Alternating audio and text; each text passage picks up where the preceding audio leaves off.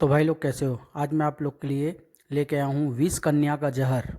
चलिए कहानी स्टार्ट करते हैं। वल्लभगढ़ के राजा अवंती सेन अपनी पत्नी मदालसा के साथ उद्यान में घूम रहे थे। तभी महाराज जयपुर के राजा का दूत आया है, उसने यह पत्र आपकी सेवा में भिजवाया है। राजा अवंती सेन ने वह पत्र पढ़ा। राजा अवंती सेन, आज से 10 दिन पश्चात बसंत पंचमी को हमारे पुत्र महक सिंह की 20वीं वर्षगांठ है। इस उपलक्ष्य में हम एक भव्य समारोह का आयोजन कर रहे हैं, जिसमें आपकी उपस्थिति सादर प्रार्थनीय है। राजा जैत सिंह, जैतपुर राज्य। महाराज, पत्र में क्या लिखा है? महारानी, जैतपुर के युवराज महक सिंह का बसंत पंचमी को 20वीं वर्षगांठ है। राजा जैत सिंह ने वर्षगांठ का समारोह में हमें आने का निमंत्रण पत्र भिजवाया है। तो क्या आप उस दिन जैतपुर जाएंगे? महाराज, हमें उस दिन वहां जाना ही पड़ेगा महारानी। राजा जैत सिंह के निमंत्रण को भला कैसे ठुकरा सकते हैं हम? लेकिन महाराज, आपने तो हमसे वादा किया हुआ है कि बसंत पंचमी को आप हमें रमणीय बेलावन में भ्रमण हेतु ले जाएंगे। महारानी, बेलावन का भ्रमण फिर किसी दिन कर लेंगे। तुम ही बताओ, राजा जय सिंह का निमंत्रण ठुकराना ठीक होगा क्या? अगर वे बुरा मान गए तो? महारानी मदलसा ने ठंडी सांस खींची। ठीक है महाराज, मैं आपको वहां जाने से ना रोकूंगी। सेवक, तुम जैतपुर से आए दूत को अतिथि गृह में ठहराओ, हम रात्रि में उनसे मिलेंगे। जो आज्ञा महाराज। रात्रि होने पर दूत राजा जय सिंह से कहना कि हम युवराज के वर्षगांठ समारोह में अवश्य आएंगे। अच्छा महाराज। बसंत पंचमी से 2 दिन पहले जब राजा अवंती सेन जैतपुर जाने के लिए तैयार हुए, आछी ओह अब सुकून। महारानी मदलसा ने तत्काल ही आगे बढ़कर राजा अवंती सेन से कहा, महाराज आप जैतपुर न जाइए। दासी ने छींक कर अब शकुन कर दिया है और मेरी दाई आंख भी बार बार फड़क रही है। लगता है जैसे कुछ अशुभ होने घटने वाला है। महारानी, मैं इन शुभ अशुभ के चक्करों में कभी नहीं पड़ता, मुझे जैतपुर जाने से न रोको। राजा अवंती सेन ने आदेश पर सारथी ने रथ को आगे बढ़ा दिया। भगवान, महाराज जीत करके जैतपुर जा रहे हैं। यदि वहां इन पर कोई विपत्ति आए तो इनकी रक्षा करना। पूरे 1.5 दिन का सफर तय कर राजा अवंती सेन जैतपुर पहुंचे। राजा महल के द्वार पर ही राजा जैत सिंह ने उनका स्वागत किया। राजा अवंती सेन, मुझे खुशी है कि आप मेरा निमंत्रण स्वीकार कर जैतपुर पधारे।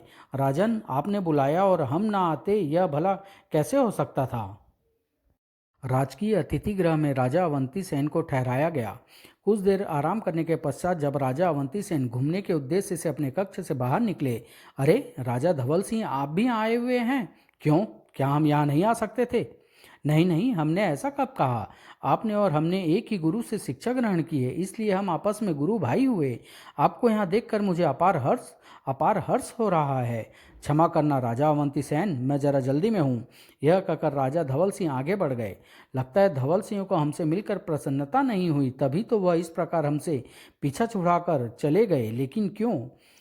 फिर बसंत पंचमी के दिन महाराज, सब तैयारियां पूर्ण हो चुकी हैं। आइए मेरे साथ समारोह स्थल पर चलिए। चलो सेवक, हम तैयार हैं। जब वे समारोह स्थल पर पहुंचे, महाराज आप अपना स्थान ग्रहण कीजिए। अरे राजा धवल सिंह भी यहाँ बैठे हैं। राजा अवंती सेन ने जैसे ही अपना स्थान ग्रहण किया, राजा धवल सिंह क्रोध से तमतमाकर अपने स्थान से उठ खड़ा हुआ। राजा अवंती सेन, हमारी बगल में स्थान ग्रहण करने की तुम्हारी हिम्मत कैसे हुई? यह आप क्या कह रहे हैं राजन? आपकी बगल वाले स्थान पर बैठकर हमने ऐसा कौन सा अपराध कर दिया?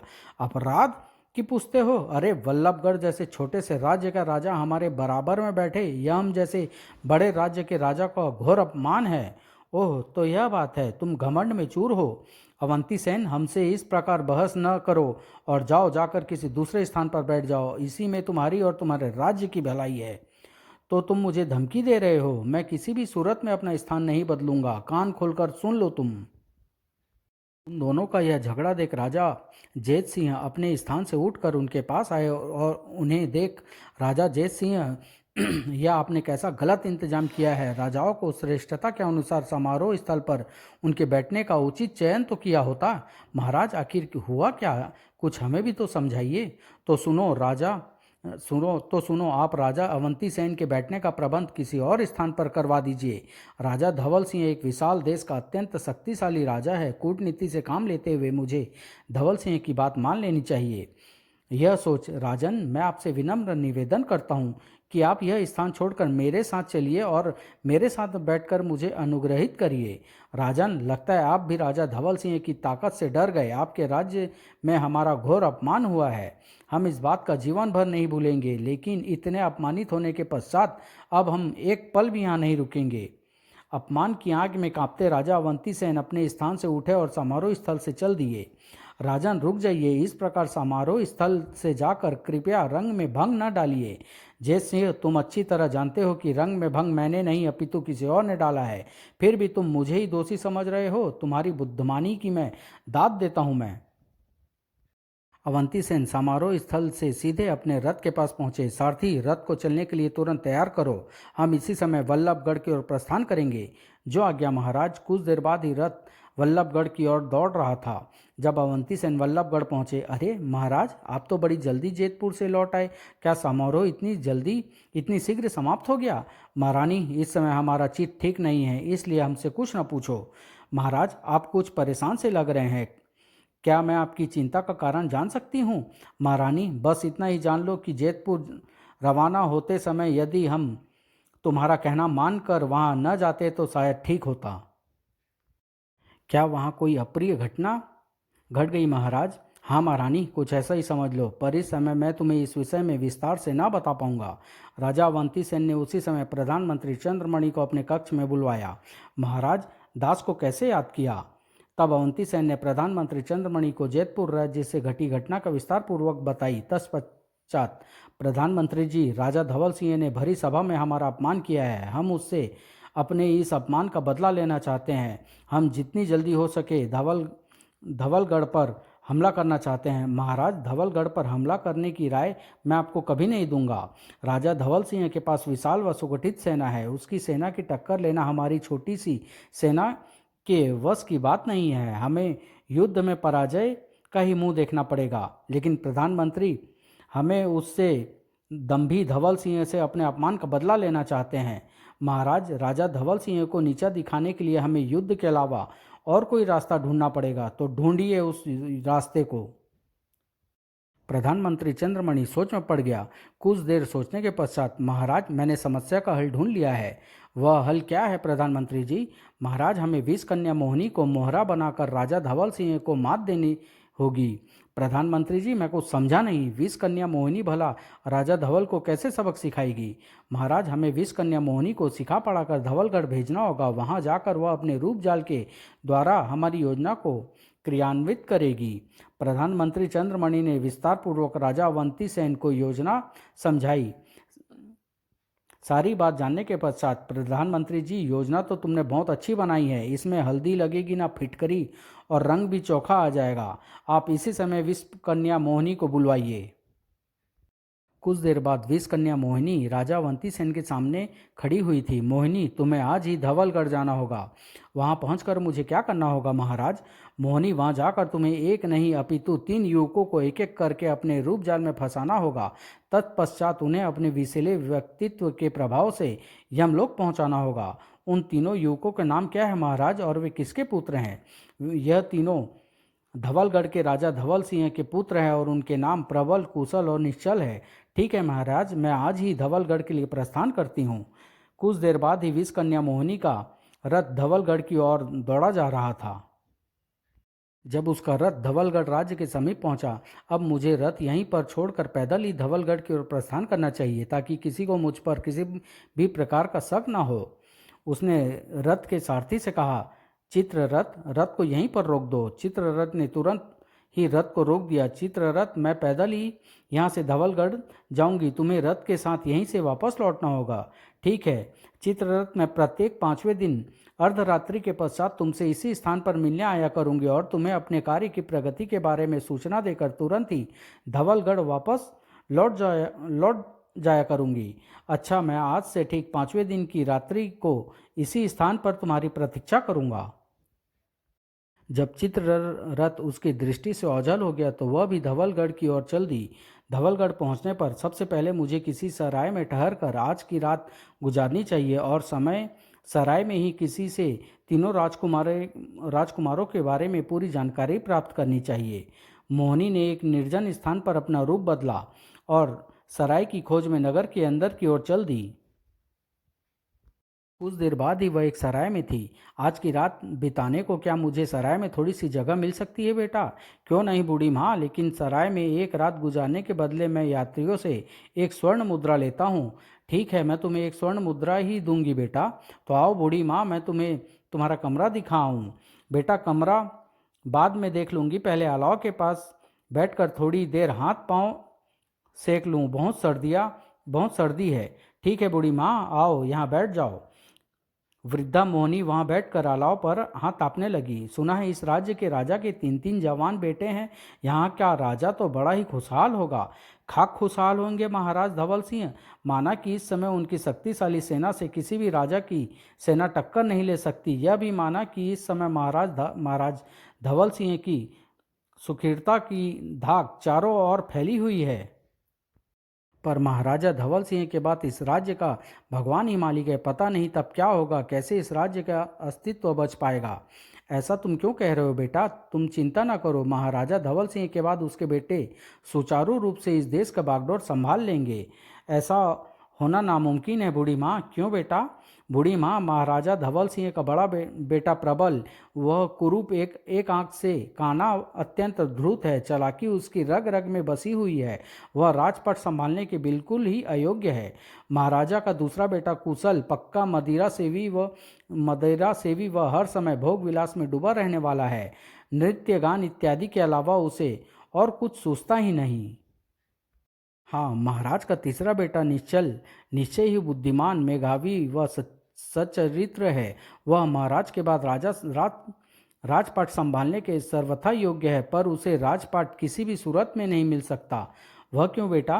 क्योंकि प्रबल व कुशल दोनों ही निश्चल से बड़े हैं। सबसे पहले प्रबल राज सिंहासन का प्रबल दावेदार है, उसके बाद कुशल इस उत्तराधित्व को पाने का अधिकारी है।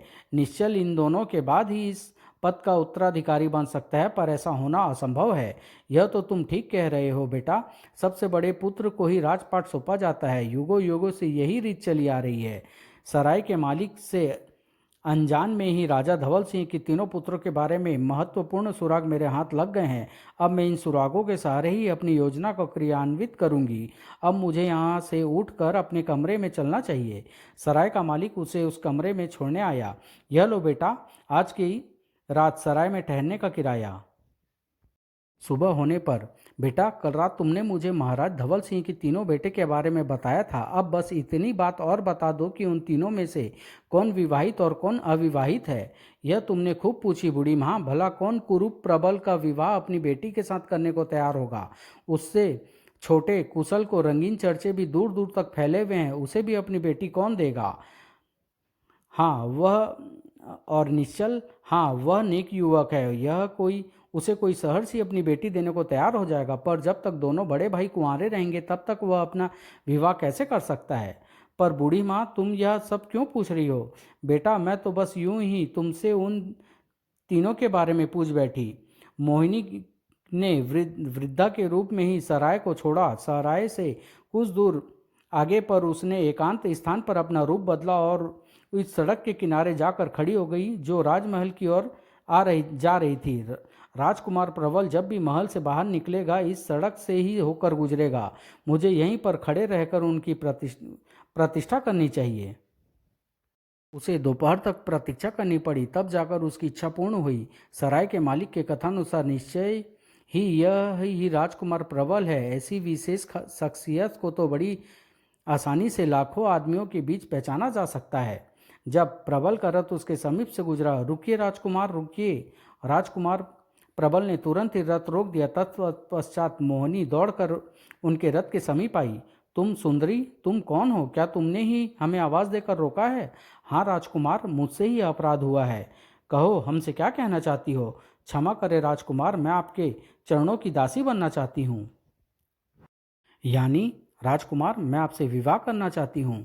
क्या? हाँ युवराज, बेशक आपका शरीर बाह्य रूप से थोड़ा असुंदर है, पर आपका मन बहुत ही कोमल व सुंदर है, इसलिए मैं आपको पति के रूप में वरण चाहती हूँ, यदि आप आज्ञा दे तो। ओह! यह बड़ी ही सुंदर अवसर मेरे हाथ लगा है। मेरी शारीरिक कुरूपता के कारण ही आज तक मेरा विवाह नहीं हो सका। आज जबकि यह सुंदर युवती स्वयं ही मेरे सम्मुख विवाह का प्रस्ताव रख रही है, तो मुझे निसंकोच इसका प्रस्ताव स्वीकार कर लेना चाहिए। यह सोच मुझे तुम्हारा प्रस्ताव स्वीकार है सुंदरी? ओह! तब तो मैं बड़ी ही सौभाग्यशाली हूँ राजकुमार। चलो आओ सुंदरी, हमारे साथ महल में चलो, वहाँ हम तुम्हें अपने पिताजी महाराज से मिलाएंगे। नहीं राजकुमार, पहले आप मेरे माता पिता से मिलेंगे। कहाँ हैं तुम्हारे माता पिता? वे राज्य की सीमा के समीप ही एक झोपड़ी में रहते हैं। उनसे मिलने के लिए आपको मेरे साथ वहाँ चलना होगा। तो शुभ कार्य में देरी कैसी? आओ मेरे साथ रथ में बैठ जाओ और मुझे अपने माता पिता के पास ले चलो। चलिए राजकुमार। मोहिनी रथ में आ बैठी। तब प्रबल ने रथ आगे बढ़ा दिया। यहाँ तक कि तो मेरी योजना निश्चल सफल हो गई। मुझे अपनी तकदीर से स्वयं ही ईर्ष्या हो रही है। आज एक सुंदरी ने मुझ जैसे कुरूप के आगे प्रणय निवेदन किया। शीघ्र ही उनका रथ एक निर्जन स्थान से होकर गुजरा। राजकुमार, बड़ी सुंदर जगह है, क्यों न हम कुछ देर यहाँ बैठकर बातें करें? विचार अच्छा है। प्रबल ने रथ एक पेड़ के नीचे रोक दिया। सुंदरी, तुम्हें अपने समीप पाकर जी कर रहा है कि तुम्हें बाहों में भर कर चूम लूं। तो आपको रोका किसने है राजकुमार? आप अपनी इच्छा पूर्ण कर सकते हैं। प्रबल ने लपक कर मोहिनी को बाहों में भर लिया और अगले ही पल आह, बन गया काम। मेरे शरीर का घातक विष इसके शरीर में प्रवेश कर गया है। अब यह बचेगा नहीं। क्षण भर में ही प्रबल का शरीर नीला पड़ गया और वह निष्प्राण होकर भूमि पर गिर पड़ा। मोहिनी ने घसीट कर उसके शव को रथ में चढ़ाया। तत्पश्चात रथ की दिशा में को धवलगढ़ की ओर वापस मोड़कर उसके जूते घोड़े को चाबुक मार दिया। अब ये घोड़ा रथ को धवलगढ़ में ले जाएंगे। मोहिनी का सोचा सोचा पूरा हुआ जब रथ धवलगढ़ में पहुंचा। अरे, यह तो राजकुमार प्रबल का रथ है। राजकुमार तो रथ में मृत पड़े हुए हैं। सैनिकों ने जब रथ को रोका, ओह, राजकुमार तो मृत पड़े हुए हैं। क्या? जब प्रबल का शव महल में ले जाया गया। ओह प्रबल, यह क्या हो गया? धवल सिंह पुत्र की असामयिक मृत्यु से हतप्रभ सा रह गया था। जैसा भी था, आखिर प्रबल था तो हमारा ही खून।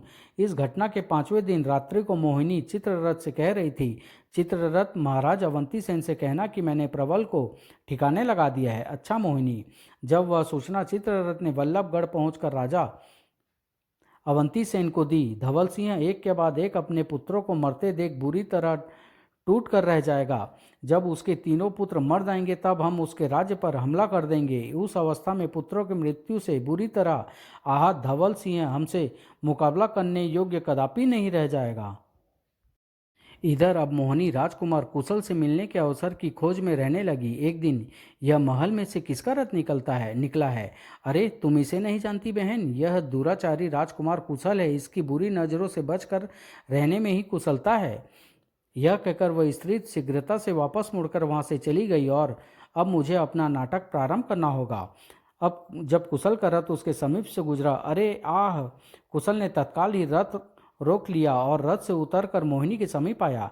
तुम्हें कहीं चोट तो नहीं लगी?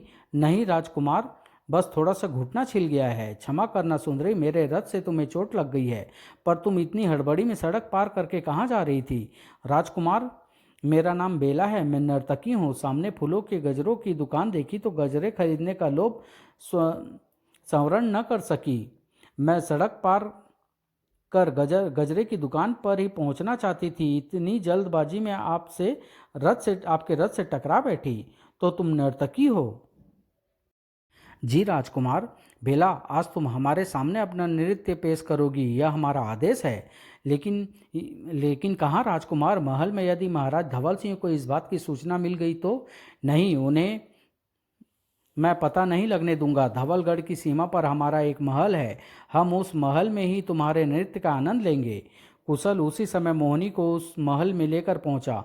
बेला, महल महल इस महल में की गई हमारी कारगुजारियों की भनक तक पिताजी महाराज को नहीं लगती। इस वीराने में केवल हमारा ही राज है। कुछ ही देर बाद कुशल की मदिरा के जाम पर जाम चढ़ा रहा था और मोहिनी उसके सामने नृत्य करने लगी। जब कुशल नशे में पूरी तरह मदहोश हो गया, अगले ही पल कुशल का शरीर नीला पड़ना प्रारंभ हो गया। जब कुशल का शव राजा धवल सिंह के पास लाया गया, आह, कुशल भी हमारा साथ छोड़ गया, लेकिन यह सब क्या हो रहा है? हमारे पुत्र एक एक करके इस प्रकार क्यों मर रहे हैं?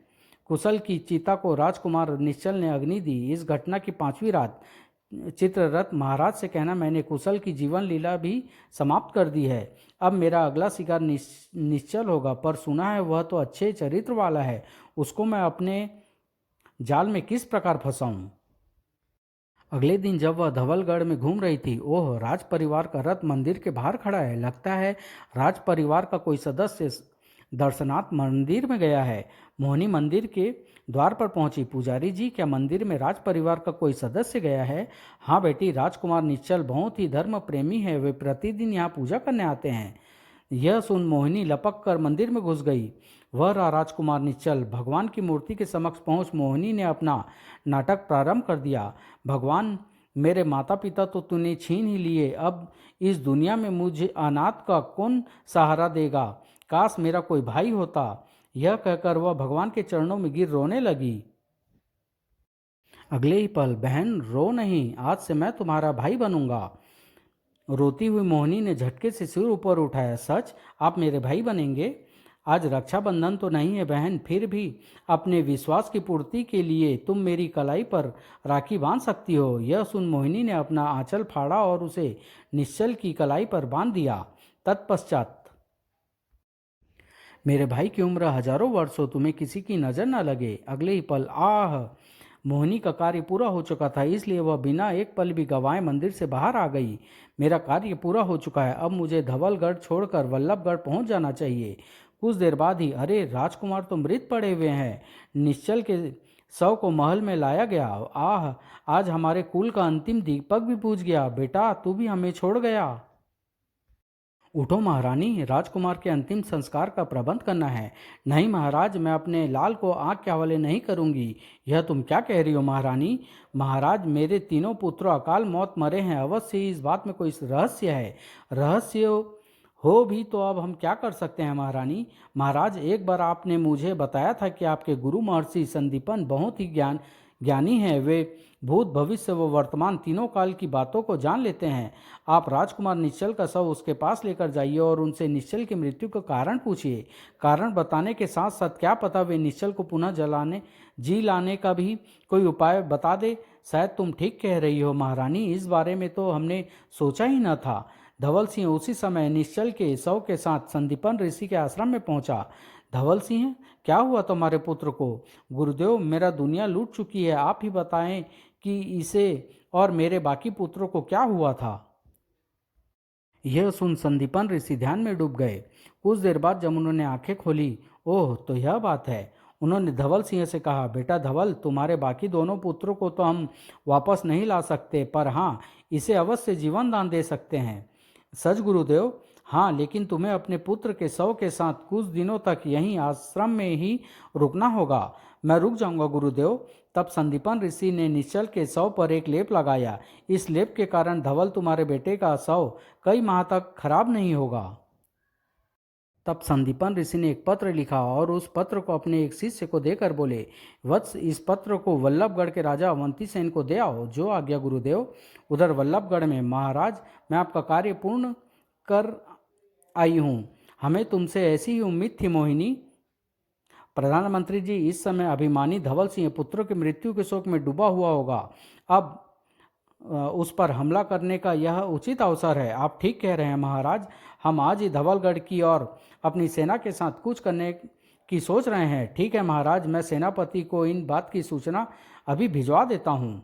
उसी समय महर्षि संदीपन का पत्र लेकर उनका शिष्य राजा अवंती सेन के पास पहुंचा। राजा अवंती सेन, तुम पत्र मिलते ही मुझसे मिलने मेरे आश्रम में चले आओ। साथ में मोहिनी नाम की विष कन्या को लाना न भूलना। तुम्हारा गुरु महर्षि संदीपन। पत्र पढ़कर सोच में पड़ गया, गुरुदेव ने मुझे आश्रम में क्यों बुलवाया है, वह भी विष कन्या मोहिनी के साथ। गुरुदेव की आज्ञा है, उसका पालन तो करना ही होगा। धवलगढ़ की ओर कुछ करने के विचार को आश्रम के वापस लौटने तक स्थगित करना पड़ेगा। अवंती सेन उसी दिन महर्षि संदीपन के आश्रम में पहुंचा। राजा धवल सिंह यहाँ। जब वह महर्षि संदीपन के पास पहुंचा, गुरुदेव, मुझे कैसे याद किया आपने? बैठो, सब कुछ बताते हैं तुम्हें। राजा धवल सिंह का मृत पुत्र निश्चल यहाँ महर्षि संदीपन के आदेश पर उनका एक शिष्य राजा धवल सिंह को भी कुटिया में बुलाया। तत्पश्चात अवंती सेन, इस मृत युवक को पहचानते हो? यह धवल सिंह का तीसरा व अंतिम पुत्र निश्चल है। अवंती सेन, अपने जरा से अपमान का तुमने धवल सिंह से इतना क्रूर बदला लिया, विष कन्या के द्वारा उसके तीनों पुत्रों को मरवा डाला। क्या मेरे पुत्रों को राजा अवंती सेन ने मरवाया था? ओह हाँ धवल सिंह, लेकिन दोषी तुम भी हो। तुम्हें इस प्रकार भरी सभा में अवंती सेन का अपमान नहीं करना चाहिए था। परंतु तुम्हारा भी क्या कसूर था? तुम उस समय शक्तित्व अभिमान के मद में चूर थे। गुरुदेव, मैं मानता हूँ कि मुझसे उस समय गलती हो गई थी। अवंती सेन, विष कन्या मोहिनी से कहो कि निश्चल के शरीर में फैले विष को वह वापस अपने अंदर खींच लें। गुरुदेव, आपका आदेश मानना ही होगा। अवंती सेन के आदेश पर जब मोहिनी निश्चल के शरीर का सारा विष वापस खींच लिया तो निश्चल जीवित होकर बैठ गया। ओह निश्चल, तुम ठीक तो हो ना? हाँ पिताजी महाराज। अवंती सेन व धवल सिंह, तुम दोनों ही मेरी एक बात का गांठ बांध लो। जीवन में हर समय सूझबूझ से काम लेते हुए कभी भी दूसरे का अहित नहीं करना चाहिए। मानव अगर एक दूसरे से प्रेम नहीं करेगा तो मानव और पशु में अंतर क्या रह जाएगा? गुरुदेव, हम शर्मिंदा है कि आप जैसे गुरु के शिष्य होते हुए भी हमने गलत मार्ग चुना। अब कभी हम ऐसी गलती नहीं करेंगे। अवंती सेन, तुम्हारी ललिता नाम की विवाह योग्य पुत्री, तुम इसका विवाह धवल सिंह के पुत्र निश्चल के साथ करा दो। मुझे इसमें कोई आपत्ति नहीं है गुरुदेव। मैं भी इस संबंध को स्वीकार करता हूँ। तब शुभ मुहूर्त में खूब धूमधाम के साथ ललिता व निश्चल का विवाह हो गया। इस संबंध से अवंती सेन व धवल सिंह के संबंधों में पक्की प्रगाढ़ता आ गई। समाप्त।